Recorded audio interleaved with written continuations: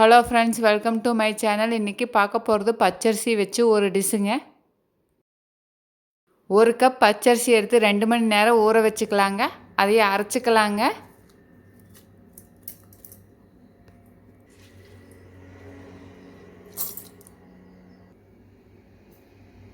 கால் cup தண்ணி ஊற்றி அரைச்சிக்கலாங்க.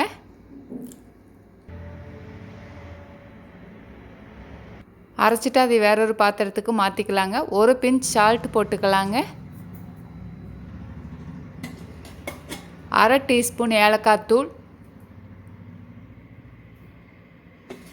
அரை கப் நாட்டு சர்க்கரை எடுத்துக்கலாங்க. அதில் 1/4 கப் தண்ணி ஊற்றி அதை நல்லா கொதிக்க வச்சுக்கலாங்க.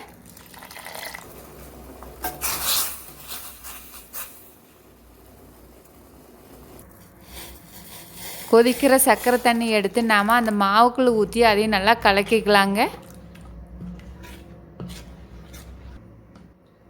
ஓரளவுக்கு கெட்டியான பதத்தில் இருக்கணுங்க.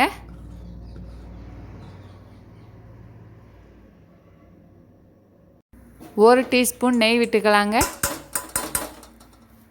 கொஞ்சமாக தேங்காயை கட் பண்ணி போட்டு அதில் வதக்கி எடுத்துக்கலாங்க.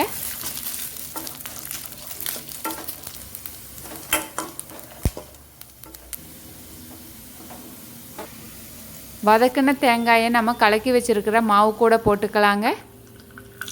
பணியாரக்கல்ல காய் வச்சுட்டு ஒரு டீஸ்பூன் எண்ணெய் விட்டுக்கலாங்க. நம்ம கலக்கி வச்சுருக்கிற மாவை பணியாரக்கல்லில் ஊற்றிக்கலாங்க.